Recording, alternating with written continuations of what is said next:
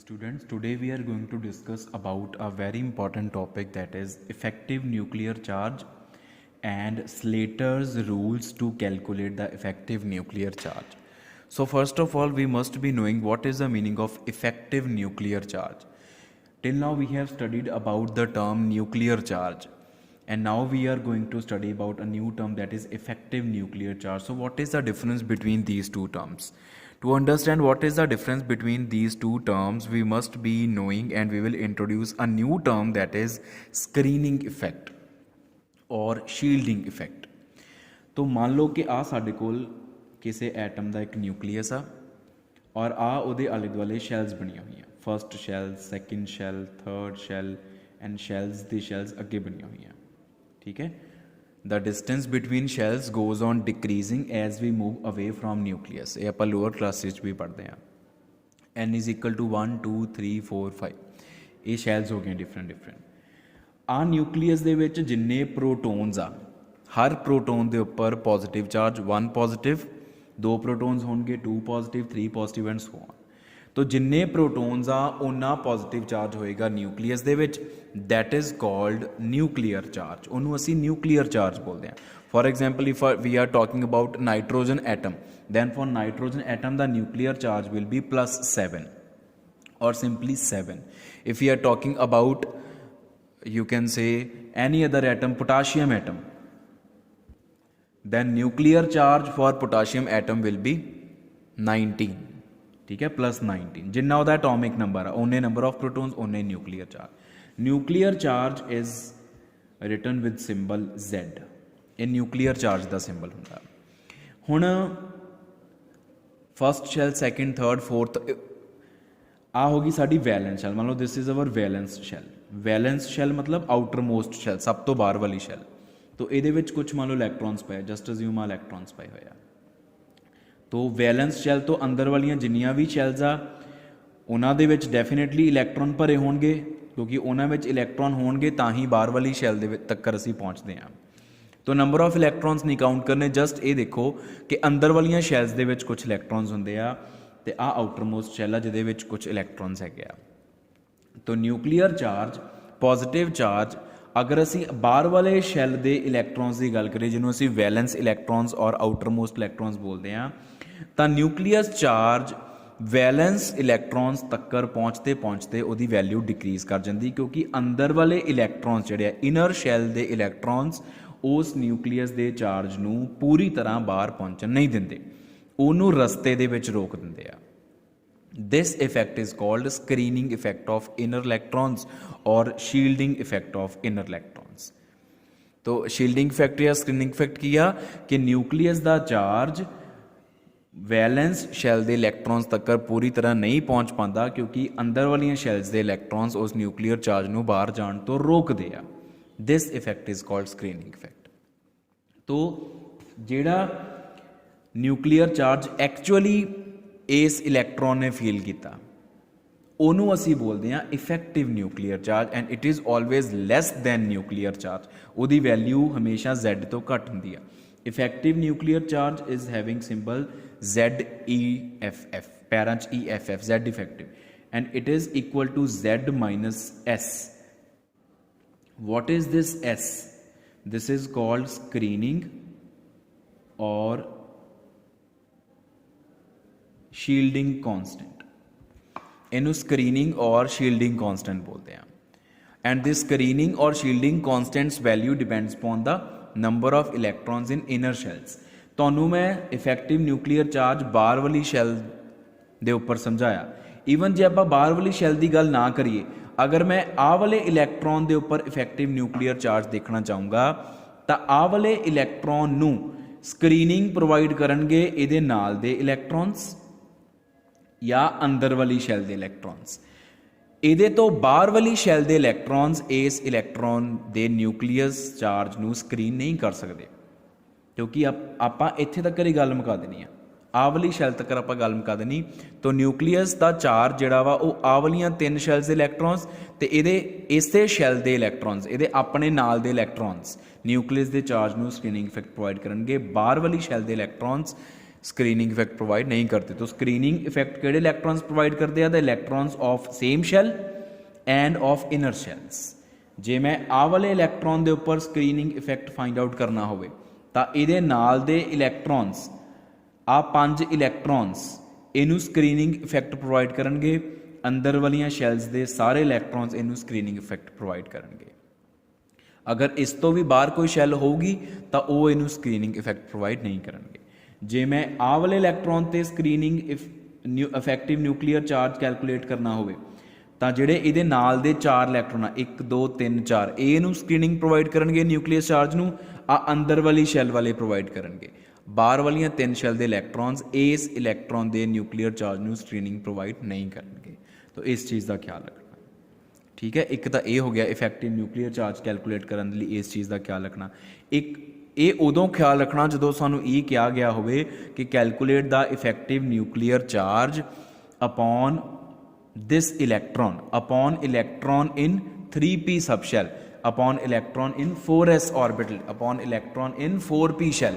ਜਦੋਂ special shell mention ਕੀਤੀ ਹੋਵੇ ਤੇ ਇੱਕ ਇਲੈਕਟ੍ਰੋਨ ਦੇ ਉੱਪਰ ਇਫੈਕਟਿਵ ਨਿਊਕਲੀਅਰ ਚਾਰਜ ਕੱਢਣ ਨੂੰ ਕਿਹਾ ਗਿਆ ਹੋਵੇ, ਠੀਕ ਹੈ। ਇੱਕ ਕਨਸੈਪਟ ਅਸੀਂ ਹੋਰ ਲਗਾਉਂਦੇ, ਉਹ ਹੁੰਦਾ ਵਾ Z effective upon periphery of the atom,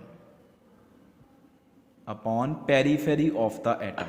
उदों असी किहड़ा कॉन्सैप्ट लगाने? पैरीफेरी मतलब कि पैरीफेरी मतलब बाउंड्री। जदों एटम की पूरी बाउंड्री ते इफैक्टिव न्यूक्लीयर चार्ज कड्ढण नूं कह दिता जाए तो उदों की करीदा हुंदा वा, हुण मान लो अगर आ लास्ट शैल आ एटम आ फर्स्ट शैल होगी, आ सैकेंड शैल होगी, मान लो आ third shell is the last shell, आ वाली शैल जिहड़ी आ ये वैलेंस शैल होगी, ठीक है। तो पैरीफेरी मतलब आ पूरी बाउंड्री ते आ सारी बाउंड्री ते आपां न्यूक्लियस चार्ज करना, आ वाली सारी बाउंड्री ते। तो उस केस दे विच जिहड़ी आ वाली शैल हुंदी आ आखिरी शैल, इहदे सारे इलैक्ट्रॉन्स मान लो इहदे विच 5 इलैक्ट्रॉन्स आ, तो सारे इलैक्ट्रॉन्स का स्क्रीनिंग इफेक्ट कंसीडर करना। जिद्दां आपां उपरले केस च मान लो आ वैलेंस इलैक्ट्रॉन्स आ ते वैलेंस इलैक्ट्रॉन्स चों किसी एक इलैक्ट्रॉन ते जदों आपां स्क्रीनिंग इफेक्ट कढना सीगा तो बाकी बचे हुए इलैक्ट्रॉन्स का स्क्रीनिंग इफेक्ट कंसीडर करते हैं, इहदा अपना स्क्रीनिंग इफेक्ट कंसीडर नहीं हुंदा।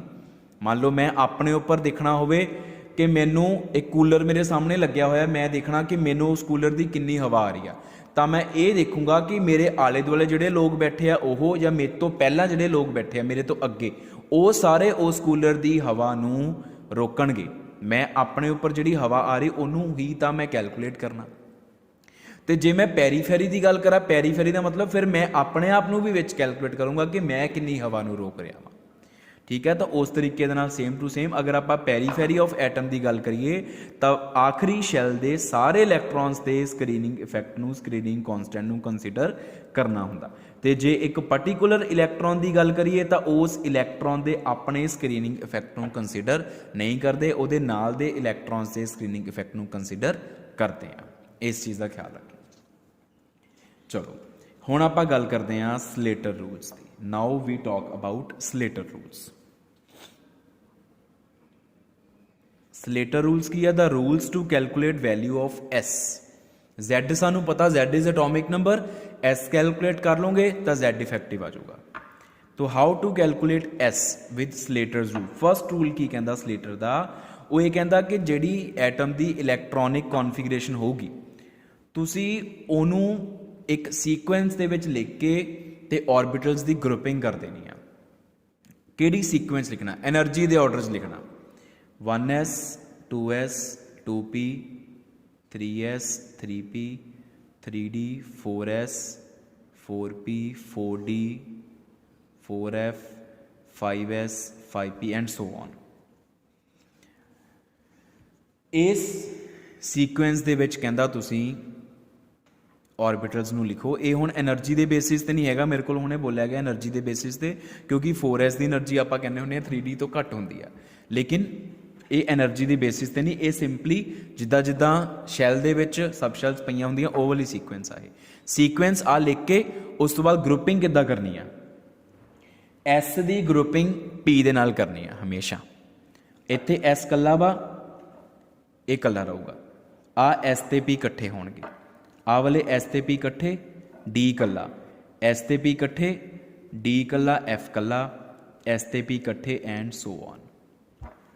S ਤੇ P ਨੂੰ ਇੱਕ ਗਰੁੱਪ 'ਚ ਰੱਖੋ, ਬਾਕੀ ਔਰਬਿਟਲਸ ਨੂੰ ਅਲੱਗ-ਅਲੱਗ ਰੱਖਣਾ। ਉਹਨਾਂ ਸਾਰੇ ਔਰਬਿਟਲਸ ਦਾ ਇਕੱਲੇ ਦਾ ਇੱਕ ਗਰੁੱਪ ਬਣ ਜਾਣਾ। ਦੂਜਾ ਰੂਲ ਇਹ ਕਹਿੰਦਾ, ਹੁਣ S ਦੀ ਕੈਲਕੂਲੇਸ਼ਨ ਕਿੱਦਾਂ ਕਰਨੀ ਆ। S ਦੀ ਕੈਲਕੂਲੇਸ਼ਨ ਟਾਈਮ ਇਹ ਆ ਕਿ ਤੁਸੀਂ ਜਿਹੜੇ ਗਰੁੱਪ ਦੀ ਗੱਲ ਕਰ ਰਹੇ ਹੋ, ਜਿਹੜੇ ਗਰੁੱਪ ਦੀ ਗੱਲ ਕਰ ਰਹੇ ਹੋ, ਜਿਹੜੇ ਗਰੁੱਪ ਦੇ ਇਲੈਕਟ੍ਰੋਨ ਦੀ ਗੱਲ ਕਰ ਰਹੇ ਹੋ, ਮੰਨ ਲਓ ਮੈਂ ਵੈਲਿਊ ਕੈਲਕੂਲੇਟ ਕਰਨੀ S ਦੀ 3s ਵਾਲੇ ਇਲੈਕਟ੍ਰੋਨ ਦੇ ਉੱਪਰ ਮੈਂ Z ਇਫੈਕਟਿਵ ਕੱਢਣਾ, ਤਾਂ ਇਸ ਗਰੁੱਪ ਦੇ ਜਿੰਨੇ ਵੀ ਇਲੈਕਟ੍ਰੋਨਸ ਹੋਣਗੇ, ਇੱਕ ਇਲੈਕਟ੍ਰੋਨ ਨੂੰ ਛੱਡ ਕੇ ਜਿਹੜੇ ਇਲੈਕਟ੍ਰੋਨ ਦੇ ਉੱਪਰ ਮੈਂ Z ਇਫੈਕਟਿਵ ਕੱਢਣਾ, ਉਸ ਇਲੈਕਟ੍ਰੋਨ ਨੂੰ ਛੱਡ ਕੇ ਬਾਕੀ ਸਾਰੇ ਇਲੈਕਟ੍ਰੋਨਸ ਦੇ S ਦੀ ਵੈਲਿਊ ਹੋਏਗੀ 0.35। ਜਿਹੜੇ ਇਲੈਕਟ੍ਰੋਨ ਤੇ ਇਫੈਕਟਿਵ ਨਿਊਕਲੀਅਰ ਚਾਰਜ ਕੱਢਣਾ, ਉਸ ਇਲੈਕਟ੍ਰੋਨ ਨੂੰ ਤੁਸੀਂ ਉਹ ਹੋ ਗਿਆ ਇਲੈਕਟ੍ਰੋਨ ਅੰਡਰ ਕੰਸੀਡਰੇਸ਼ਨ। ਉਸ ਇਲੈਕਟ੍ਰੋਨ ਦੇ ਨਾਲ ਦੇ ਉਸ ਗਰੁੱਪ ਦੇ ਵਿੱਚ ਜਿੰਨੇ ਵੀ ਇਲੈਕਟ੍ਰੋਨਸ ਹੋਣਗੇ, ਸਾਰਿਆਂ ਦੇ ਲਈ S ਦੀ ਵੈਲਿਊ 0.35। ਠੀਕ ਹੈ, ਇੱਕ ਤਾਂ ਇਹ ਆ। ਪਲੱਸ ਅਗਰ ਗਰੁੱਪ ਹੈਗਾ ਵਾ, if group is 1s group, ਅਗਰ 1s ਗਰੁੱਪ ਦੀ ਗੱਲ ਕਰਦੇ ਹਾਂ, ਆ ਫਸਟ ਗਰੁੱਪ ਦੀ, ਤਾਂ 1s ਗਰੁੱਪ ਦੇ ਲਈ S ਦੀ ਵੈਲਿਊ 0.3 ਲੈ ਕੇ ਚੱਲਦੇ ਆ, 0.35 ਨਹੀਂ ਲੈ ਕੇ ਚੱਲਦੇ। ਅਗਰ ਇਲੈਕਟ੍ਰੋਨ ਅੰਡਰ ਕੰਸੀਡਰੇਸ਼ਨ ਜਿਹਦੇ ਉੱਪਰ Z ਇਫੈਕਟਿਵ ਕੱਢ ਰਹੇ ਹਾਂ, ਉਹ 1s ਗਰੁੱਪ ਦਾ ਆ, ਤਾਂ ਉਹਦੇ ਨਾਲ ਦਾ ਇੱਕੋ ਇਲੈਕਟ੍ਰੋਨ ਹੋ ਸਕਦਾ ਵਾ, ਉਹਦੀ S ਦੀ ਵੈਲਿਊ 0.3 ਲਿਖਣੀ ਹੈ, ਨਾ ਕਿ 0.35। ਤੇ ਹਾਇਰ ਗਰੁੱਪ ਵਾਲੇ ਸਾਰੇ ਇਲੈਕਟ੍ਰੋਨਸ S ਦੀ ਵੈਲਿਊ 0 ਪ੍ਰੋਵਾਈਡ ਕਰਨਗੇ, ਕਿਉਂਕਿ ਹਾਇਰ ਗਰੁੱਪ ਦੇ ਜਿੰਨੇ ਵੀ ਇਲੈਕਟ੍ਰੋਨਸ ਆ, ਉਹ ਸਕਰੀਨਿੰਗ ਇਫੈਕਟ ਪ੍ਰੋਵਾਈਡ ਨਹੀਂ ਕਰਨਗੇ, ਉਹ ਬਾਹਰ ਚਲੇ ਜਾਂਦੇ, ਉੱਪਰ ਚਲੇ ਜਾਂਦੇ ਆ। ਠੀਕ ਹੈ। ਨੈਕਸਟ ਰੂਲ ਸਾਨੂੰ ਕੀ ਕਹਿੰਦਾ? ਨੈਕਸਟ ਰੂਲ ਇਹ ਕਹਿੰਦਾ ਵਾ ਕਿ if electron under consideration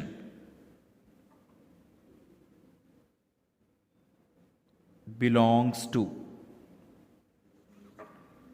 S or P orbital, ਜੇ ਇਲੈਕਟ੍ਰੋਨ ਅੰਡਰ ਕੰਸੀਡਰੇਸ਼ਨ S ਜਾਂ P orbital ਦਾ ਆ, ਮਤਲਬ SP ਵਾਲੇ ਗਰੁੱਪ 'ਚ ਪਿਆ ਹੋਇਆ ਕਰੋ, ਇਹਦੇ 'ਚ ਪਿਆ ਵਾ, ਇਹਦੇ 'ਚ ਪਿਆ ਵਾ, ਇਹਦੇ 'ਚ ਪਿਆ ਵਾ, ਇਹ 'ਚ ਪਿਆ, ਜਿਹ 'ਚ ਮਰਜ਼ੀ ਪਿਆ ਹੋਇਆ।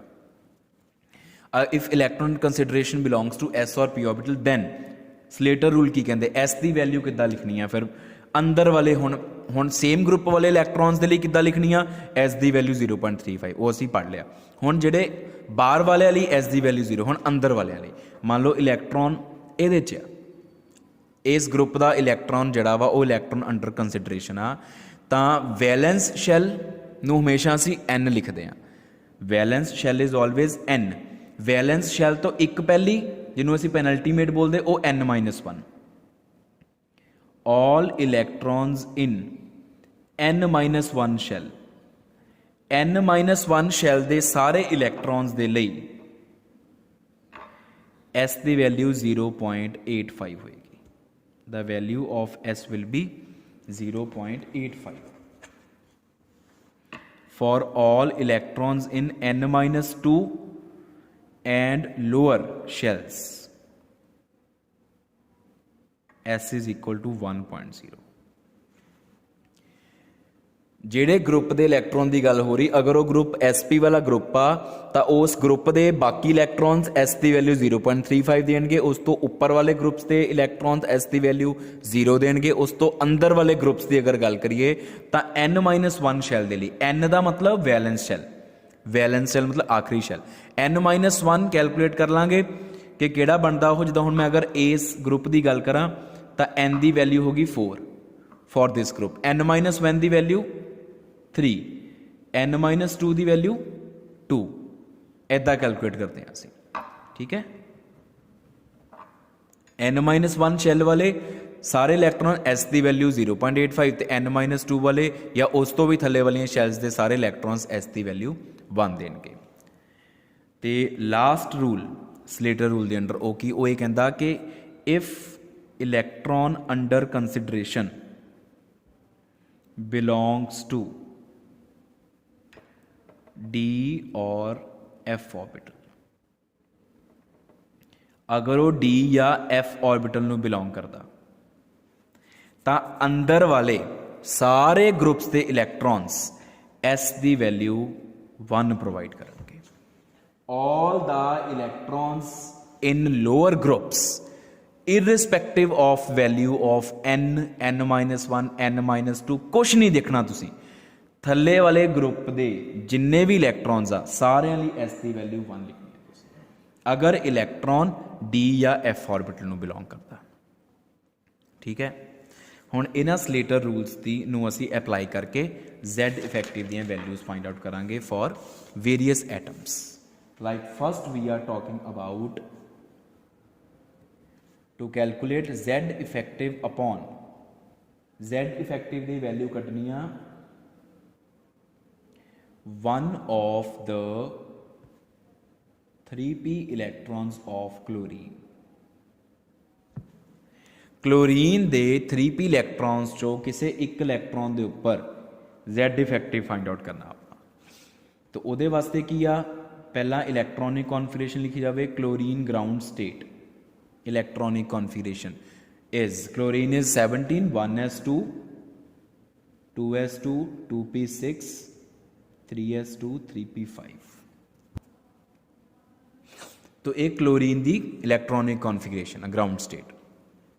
हुण आपां ग्रुपिंग कर लिए, grouping can be done as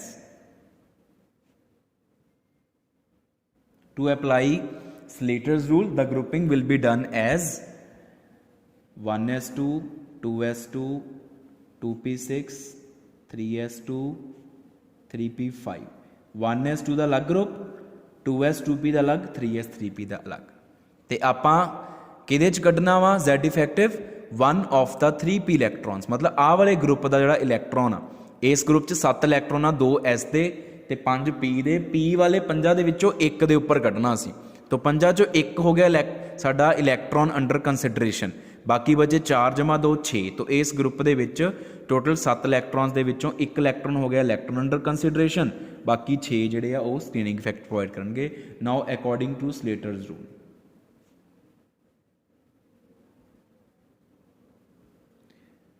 ਸਲੇਟਰਸ rule ਦੇ accordingly S is equal to S ਕਿੱਦਾਂ ਫਾਈਂਡ ਆਊਟ ਕਰਨਾ ਤੁਸੀਂ, 0.35 into number of electrons in same group excluding electron under consideration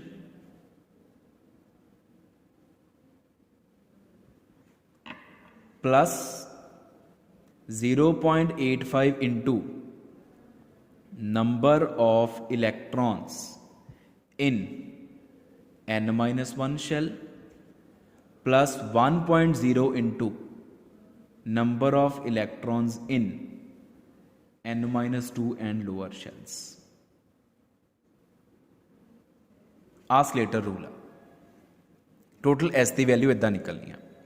तो हुण अप्लाई करो 0.35 इंटू सेम ग्रुप दे विच इलैक्ट्रॉन अंडर कंसीडरेशन नूं छड्ड के 6 बचते हैं, 0.35 इंटू 6 प्लस हुण आ वैलेंस शैल आ क्लोरीन दे लई, दिस इज वैलेंस शैल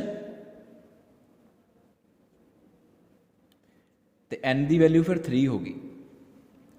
तो n-1 की हो गया 2, 2s ते 2p होगी n-1 शैल। इच टोटल 6 दे दो 8 इलैक्ट्रॉन्स आ, 0.85 इंटू 2 प्लस 1.0 इंटू n-2 की वैल्यू होगी 1। आ फर्स्ट शैल वो सिर्फ 2 इलैक्ट्रॉन्स आ इंटू 2। तो S की वैल्यू आई साडे कोल 10.90 after calculating. Now Z effective is equal to Z minus S, atomic number of chlorine is 17, 17 minus 10.9 and answer is 6.1। तो Z effective upon one of the 3p electrons of chlorine it comes out to be 6.1। इदां ही मान लो आपां कढना हुण Z effective upon 4s electron of potassium. Potassium दे 4s electron दे ऊपर find out करना आपां। तो potassium the ground state configuration is 1s2 2s2 2p6 3s2 3p6 3d10 oh sorry 4s1 3d10 नहीं आना 1s2 2s2 2p6 3s2 3p6 4s 19 is atomic number of potassium। तो grouping किद्दां करनी है असीं मैं इत्थे कर रहा 1s2 दी अलग 2s2 2p6 3s2 3p6 4s1 is separate। Uh grouping होगी ठीक है जी। हुण according to Slater's rules wording नहीं लिख रहा हूँ मैं डायरैक्टली तुहानूं समझा के लिख देना बस। एस किद्दां कैलकुलेट करना तुसीं वर्डिंग किद्दां लिखनी है तुसीं प्रॉपर बुक चो देख सकते हो। 0.35 इंटू 0.35 इंटू आ same rules number of electrons in same group excluding electron under consideration. आपां 4s इलैक्ट्रॉन कढना हुण 4s इलैक्ट्रॉन है ही इक्को एक तो ਉਹਦੇ एक दे इलावा होर कोई बचिया नहीं तो 0.35 इंटू 0 इक्को एक तो हैगा वा ਉਹਦੇ ਨਾਲ कोई भी नहीं हैगा plus 0.85 into number of electrons in n-1 shell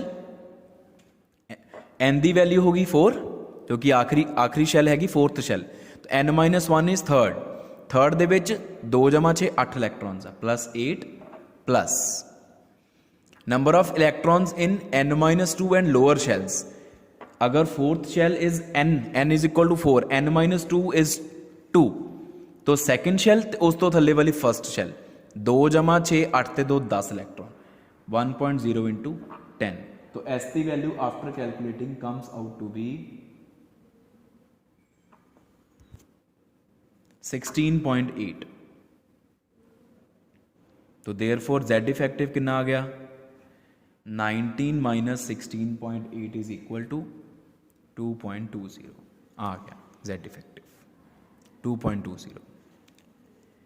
तो मैं ਇਹਦਾ मतलब इस इलैक्ट्रॉन ते टोटल न्यूक्लियस चार्ज छड़ रहा सी प्लस 19 पर इनू कितना फील हो रहा सिर्फ 2.20 बाकी सारा अंदर वाले इलैक्ट्रॉन्स ने।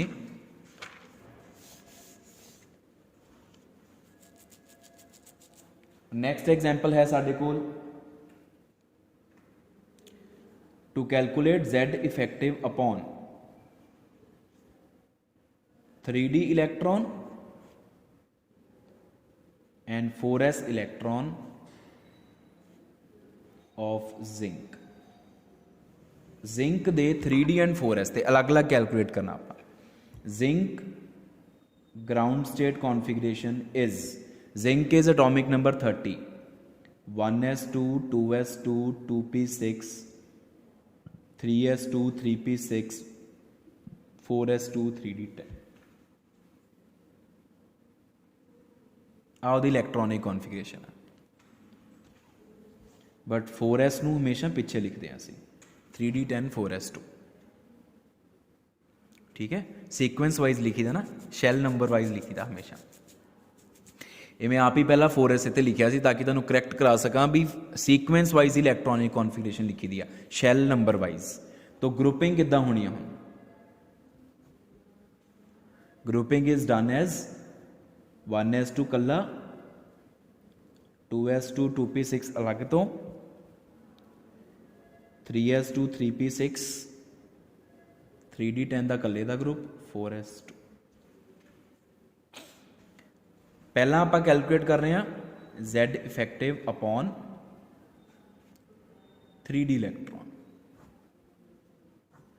3d इलैक्ट्रॉन के उपर आप z इफेक्टिव कैलकुलेट करना। तो पहला s की वैल्यू हुण रूल्स दूजे लगने सेम ग्रुप दे 0.35 इंटू 9 एक नूं छड्ड के इलैक्ट्रॉन अंडर कंसीडरेशन नूं छड्ड के प्लस हुण क्योंकि आ वाला रूल फॉलो करांगे हुण आपां देखो if electron under consideration belongs to D और एफ ऑर्बिटल क्योंकि डी ऑर्बिटल नूं बिलोंग कर रहे हैं ना तो जिहड़े इनर जिन्ने भी ग्रुप आ for all the electrons in inner groups S will B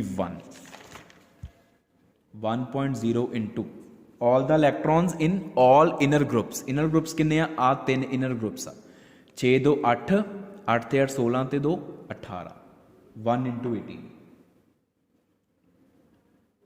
ठीक है। तो ए एस की वैल्यू आ गई 21.15, therefore Z effective is 30 minus 21.15 is equal to 8.85। तो जे आप हुण जेड इफेक्टिव कैलकुलेट करिए अपॉन 4s इलैक्ट्रॉन, तो वो लिए हुण एस किद्दां कैलकुलेट करना, आ 4s आ, क्योंकि हुण एस एन आ वाला रूल लगेगा, आ वाला to calculate S for inner electrons, inner group electrons, आ वाला रूल थर्ड वाला। पहला 0.35 इंटू 1 इलैक्ट्रॉन अंडर कंसीडरेशन छड्ड के इक्को ही बचता, प्लस 0.85 इंटू n-1 शैल्स वाले सारिਆਂ ਦਾ एस वैल्यू 0.85 ਹੁੰਦੀ है। तो अगर n इज इक्वल टू 4 तो n-1 होगी थर्ड शैल, तो थर्ड शैल दे विच आ दोनों ग्रुप्स थर्ड शैल दे ही है।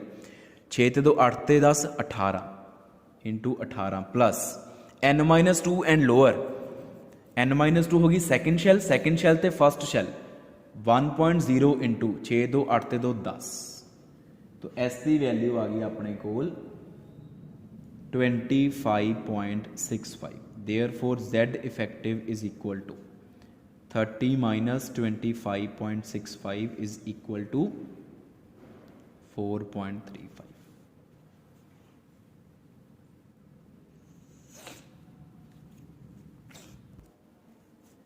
तो ये बेटा कैलकुलेशन होगी जेड इफेक्टिव की। एक एग्जाम्पल आप होर कर लीए, to calculate Z effective upon periphery of nitrogen atom.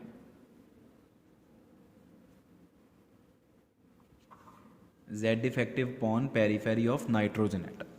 तो नाइट्रोजन की electronic configuration is atomic number 7 1s2 2s2 2p3।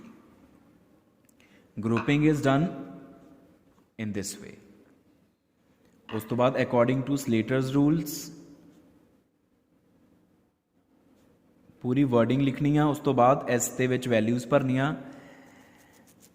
Periphery का मतलब की दसिया सीगा कि जिहड़ी आखिरी ग्रुप या आखिरी शैल दे सारे इलैक्ट्रॉन्स की एस वैल्यू कंसीडर करनी है। अगे आपां की करते सीगे, ऐदा लिखते सी ना, देखो 0.35 into number of electrons in same group excluding electron under consideration. हुण इदां लिखना, हुण आपां की लिखना, number of electrons in the last group, number of electrons in the last group और लास्ट शैल। तो वो हिसाब नाल फिर 0.35 इंटू लास्ट शैल या लास्ट ग्रुप आही है ना, 3 ते 2 5, इत्थे 5 आऊगा ना कि 4 आऊगा। जे आपां नूं क्या हुंदा कि 2p इलैक्ट्रॉन दे उपर जेड इफेक्टिव कड्डो, फिर आपां इत्थे 4 लिखदे, प्लस हुण आ हो गया साडी लास्ट शैल या लास्ट ग्रुप। तो अंदर वाले दे वास्ते की हुंदा n-1 0.85 into number of electrons in n-1 shell. तो आखिरी शैल सैकेंड आ, n is equal to 2, n-1 is 1, तो सिर्फ 2 इलैक्ट्रॉन्स आ। तो एस की वैल्यू आ गई अपने कोल 3.45। तो देयरफॉर जेड इफेक्टिव वो कितना आ गया, Z effective is equal to 7 minus 3.45 is equal to 3.55। एन आ गया जेड इफेक्टिव अपॉन पेरीफेरी, ये पेरीफेरी ते आया वा। हुण इस तो बाद बेटा जिहड़ी आपां डिस्कशन करनी आ वो करनी है applications of Slater's rules, which are very important.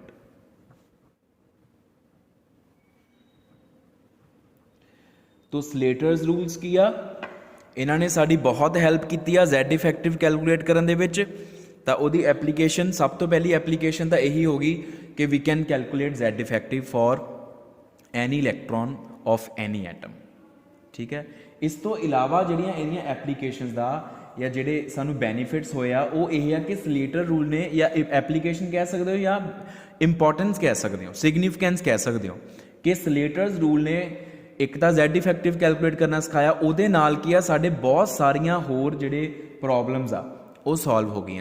बहुत सारे कॉन्सैप्ट्स के पिछे जिहड़े रीजनस आ वो उन्होंने सपोर्ट मिल गई अकॉर्डिंग टू स्लेटर्स रूल्स ਜਦੋਂ ਆਪਾਂ Z ਇਫੈਕਟਿਵ ਕੈਲਕੂਲੇਟ ਕਰ ਲੈਂਦੇ ਹਾਂ ਤਾਂ Z ਇਫੈਕਟਿਵ ਦੀਆਂ ਜਿਹੜੀਆਂ ਵੈਲਿਊਜ਼ ਆਉਂਦੀਆਂ ਵਾ ਉਹ ਬਹੁਤ ਸਾਰੇ ਕਨਸੈਪਟ ਨੂੰ ਸਪੋਰਟ ਪ੍ਰੋਵਾਈਡ ਕਰਦੀਆਂ। ਜਿੱਦਾਂ ਕਿ ਸਭ ਤੋਂ ਪਹਿਲਾਂ ਅਸੀਂ ਇਹ ਕਹਿ ਦਿੰਦੇ ਹਾਂ ਕਿ ਸਲੇਟਰਸ ਰੂਲ ਜਿਹੜੇ ਆ ਉਹ ਸਾਡੇ ਸਬ ਸ਼ੈਲਸ ਜਾਂ ਸ਼ੈਲਸ ਦੀ એનર્ਜੀ ਸੀਕੁਐਂਸ ਜਿਹੜੀ ਆ ਉਹਨੂੰ ਜਸਟੀਫਾਈ ਕਰਦੇ ਆ। एनर्जी सीक्वेंस ऑफ शैल्स की या 1s की सब तो घट एनर्जी, फिर उस तो बाद 2s की, फिर 2p की, फिर 3s 3p and so on. इस तरीके नाल आपां एनर्जी लैवल डायग्राम ड्रॉ करते जी या जी एनर्जी सीक्वेंस लिखते हैं आप ऑर्बिटल्स की सब शैल्स की उन्होंने जस्टिफाई करता वा, क्योंकि स्लेटर्स रूल्स के अकॉर्डिंगली एस की वैल्यू है Z इफेक्टिव की वैल्यू कैलकुलेट करते टाइम जो आप सीक्वेंस लिखते हैं वो हुंदा वा जिहड़ा ऑर्बिटल्स का एनर्जी वाइज सीक्वेंस हुंदा वा। ठीक है, या जिहड़ा आपां शैल वाइज सीक्वेंस लिखते हैं कि इस शैल दे विच आ पहला आ सब शैल आंदी, फिर आ सब शैल आंदी, फिर आ सब शैल आंदी, वो वाला सीक्वेंस ही आपां फॉलो करते हैं तो उहदे नाल Z इफेक्टिव दी वैल्यूज़ करैक्ट आ जांदियां। तो यह उस सीक्वेंस नूं जस्टिफाई कर दिंदा। ठीक है, दूसरा जिहड़ा इहदा मेन सिग्नीफिकेंस वो यह आ। अच्छा, एक चीज़ बेटा ध्यान च रखियो, सिग्नीफिकेंस जिन्ने भी आपां पढ़ने आ उन्होंने समझण तो पहला यह है कि किसी भी इलैक्ट्रॉन के उपर जिन्ना ज़्यादा Z इफेक्टिव होएगा वो इलैक्ट्रॉन उन्ना ज़्यादा स्टेबल होएगा। मोर is the value of Z effective on a particular electron, more is it's stability in that particular orbital और शैल। वो उन्ना ज़्यादा स्टेबल होएगा, उत्थे रहना चाहेगा। वो स्टेबल का मतलब वो उस शैल दे विच स्टे करना चाहेगा। तो एक आपां रूल पढ़ते हुंदे आ कि जदों भी आपां इलैक्ट्रॉनिक कॉन्फिगरेशनस लिखते हैं, जो 3D एंड 4s का केस आ जाता वा तो आप पहला 4s नूं भरते हैं, 3D नूं बाद चों भरते हैं। जिद्दां पोटाशियम की अगर मैं गल करा, if we talk about potassium having atomic number 19, उहदी इलैक्ट्रॉनिक कॉन्फिगरेशन जिहड़ी आ वो आपां की लिखते हैं 1s2 2s2 2p6 3s2 3p6 4s1। हुण 3p तो बाद आपां 3D नूं भी भर सकते हुंदे आ। ठीक है, तो दूसरी पॉसिबिलिटी की इलैक्ट्रॉनिक कॉन्फिगरेशन की 1s2 2s2 2p6 3s2 3p6 3d1 कि 4s तो पहला 3d भरी जाए, लेकिन सानू पता कि 4s की एनर्जी घट होंदी है, इस करके 4s पहला भरती है 3d बाद चों भरती। चाहे लिखते असीं 4s नूं पिछे आ क्योंकि असीं सीक्वेंस वाइज लिखना हुंदा वा, लेकिन एनर्जी वाइज 4s की एनर्जी 3d तो घट होंदी है। ठीक है, हुण दोनों कॉन्फिगरेशनस जो आ कॉन्फिगरेशन करैक्ट आ ते आ कॉन्फिगरेशन इनकरैक्ट आ, स्लेटर्स रूल्स भी इस चीज़ नूं जस्टिफाई कर देंगे। किद्दां? मैं हुणे दस के हटिया कि इलैक्ट्रॉन के उपर Z इफेक्टिव जिन्ना ज़्यादा होएगा वो उन्ना ज़्यादा स्टेबल होएगा। हुण जदों आपां Z इफेक्टिव कैलकुलेट करते हैं अपॉन 4s इलैक्ट्रॉन, आपां हुणे कैलकुलेट करके आए सी, आ रहा तो उहदी वैल्यू आई सी 2.20, इट्स वैल्यू वॉज 2.20। तो जे आप Z इफेक्टिव कैलकुलेट करते हैं फॉर 3D इलैक्ट्रॉन, जे आ कॉन्फिगरेशन होंदी आ तो फिर 3D इलैक्ट्रॉन 3D दे विच एक इलैक्ट्रॉन गया वैलेंस इलैक्ट्रॉन वो बन गया। तो अगर आप उहदे उपर Z इफेक्टिव कैलकुलेट करते हैं तो उहदी वैल्यू साडे कोल आंदी आ 1.00। हुण देखो, जे इलैक्ट्रॉन 4s दे विच जांदा तो उहदे उपर इफेक्टिव न्यूक्लीयर चार्ज ज़्यादा वा, मतलब उहदी स्टेबिलिटी ज़्यादा। तो जे वो आखिरी इलैक्ट्रॉन 3D विच जांदा तो उहदे उपर Z इफेक्टिव की वैल्यू घट आंदी, मतलब उहदी स्टेबिलिटी घट होंदी आ। तो डेफिनेटली आपां उही कॉन्फिगरेशन लिखते जिहदी स्टेबिलिटी ज़्यादा होवे। तो this configuration is more stable then this configuration. It is also in accordance and justified by the Slater's rules. तो आ जिहड़ी कॉन्फिगरेशन एक करैक्ट है, इहनूं स्लेटर्स रूल्स भी जस्टिफाई करते हैं। तो स्लेटर्स रूल्स ने की जस्टिफाई किया कि 4s विच इलैक्ट्रॉन 3D तो पहला जाना है, जो कि एप्लीकेशन ऑफ स्लेटर रूल दे विच आपां इस एप्लीकेशन तो पहला भी मैं कह के आया कि ये ऑर्बिटल्स की एनर्जी सीक्वेंस नूं जस्टिफाई करता। आह देखो जस्टिफाई होगी इत्थे भी कि 4s की एनर्जी घट आ 3D की ज़्यादा, इस करके 4s इलैक्ट्रॉन पहला जाता 3D च बाद जाता। स्लेटर्स रूल्स ने जस्टिफाई करता। ठीक है, एक तो ये एप्लीकेशन होगी। दो आप इस तो पहला डिस्कस कर चुके, पहला Z इफेक्टिव कैलकुलेशन च हैल्प करता, दूसरा ये ऑर्बिटल्स एंड सबशेल्स की एनर्जी सीक्वेंस नूं जस्टिफाई करता, तीसरा ये सानूं ये दसदा वा कि 4s दे विच इलैक्ट्रॉन पहला क्यों जाता 3D दे विच बाद चों क्यों जाता, उहदे पिछे रीजन दिंदा सानूं। नैक्सट एप्लीकेशन स्लेटर्स रूल्स की यह आ कि अगर आप एक पीरीयड की गल करिए तो along the period size decrease करता, अलॉन्ग द पीरीयड इलैक्ट्रोनैगेटिविटी इनक्रीज़ करती है, आयोनाइजेशन एनर्जी इनक्रीज़ करती है। उन्होंने सारिया ਜਿਹੜੇ ਇਹ ਸਾਰੇ ਕਨਸੈਪਟਸ ਨੂੰ ਸਟੇਟਸ ਰੂਲ ਜਸਟੀਫਾਈ ਕਰਦੇ ਆ, ਕਿਉਂਕਿ ਮੈਂ ਹੁਣੇ ਦੱਸ ਘਟਿਆ Z ਇਫੈਕਟਿਵ ਦੀ ਵੈਲਿਊ ਸਟੇਟਸ ਰੂਲ ਸਾਨੂੰ ਕੱਢਣੀ ਸਿਖਾ ਦਿੰਦੇ ਆ, ਤੇ Z ਇਫੈਕਟਿਵ ਜਿੰਨਾ ਜ਼ਿਆਦਾ ਹੁੰਦਾ ਵਾ ਉਨਾ ਹੀ ਜ਼ਿਆਦਾ ਇਲੈਕਟ੍ਰੋਨ ਸਟੇਬਲ ਹੁੰਦਾ ਹੈ, ਉਹਨੂੰ ਕੱਢਣਾ ਉਨਾ ਹੀ ਮੁਸ਼ਕਿਲ ਹੋ ਜਾਂਦਾ ਵਾ। ਤੇ ਅਗਰ ਉਸ ਇਲੈਕਟ੍ਰੋਨ ਦੇ ਉੱਪਰ ਨਿਊਕਲੀਅਰ ਚਾਰਜ ਜ਼ਿਆਦਾ ਹੋਊਗਾ ਤਾਂ ਡੈਫੀਨੇਟਲੀ ਉਹ ਨਿਊਕਲੀਅਸ ਵੱਲ ਅਟਰੈਕਟ ਹੋ ਜਾਏਗਾ ਤੇ ਸਾਈਜ਼ ਡਿਕਰੀਜ਼ ਕਰ ਜਾਏਗਾ। ਜਿੱਦਾਂ ਹੁਣ ਅਗਰ ਆਪਾਂ ਆਹ ਸੀਕੁਐਂਸ ਦੀ ਗੱਲ ਕਰੀਏ, ਆ ਦੇਖੋ lithium, beryllium, boron, carbon, nitrogen, oxygen, fluorine, along the period में जा रहे हैं। This is along the period.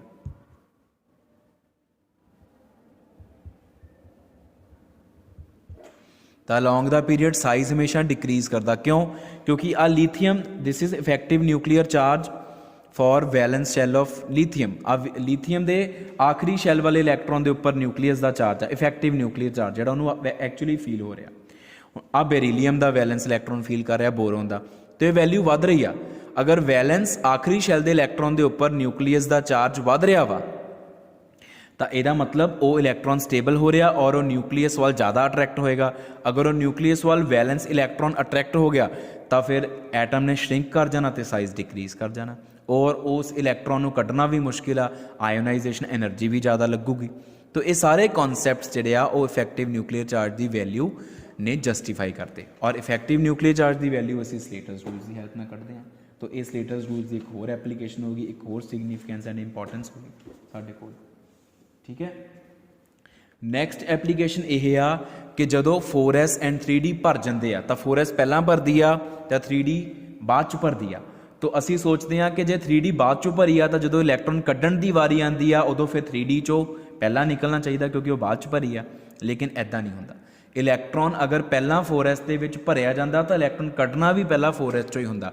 ये भी असीं रूल पढ़िया होया, और स्लेटर्स रूल्स इस चीज़ नूं जस्टिफाई करते हैं। किद्दां जस्टिफाई करते हैं? हुण जिंक की एग्जाम्पल ले लो। आ जिंक की इलैक्ट्रॉनिक कॉन्फिगरेशन है, मैं जिंक चो इलैक्ट्रॉन कढ़ना आ, मैं सोचूंगा कि मैं 3d चो इलैक्ट्रॉन कढ़ूंगा 4s तो पहला, तो 3d का जिहड़ा इलैक्ट्रॉन आ उहदे उपर Z इफेक्टिव की वैल्यू है 8.85, तो 4s का जिहड़ा इलैक्ट्रॉन आ उहदे उपर न्यूक्लीयर चार्ज है 4.35। हुण 4s वाले इलैक्ट्रॉन के उपर Z इफेक्टिव की वैल्यू घट आ, यदा मतलब 4s के इलैक्ट्रॉन नूं कढ़ना सौखा आ, और 3d के इलैक्ट्रॉन के उपर Z इफेक्टिव की वैल्यू ज़्यादा, उन्होंने न्यूक्लीयस के चार्ज ज़्यादा फील हो रहा, उन्होंने न्यूक्लीयस ने टाइटली होल्ड करके रखे, इस करके उन्होंने कढ़ना मुश्किल है। तो फिर 4s वाला डेफिनेटली पहला निकलूगा।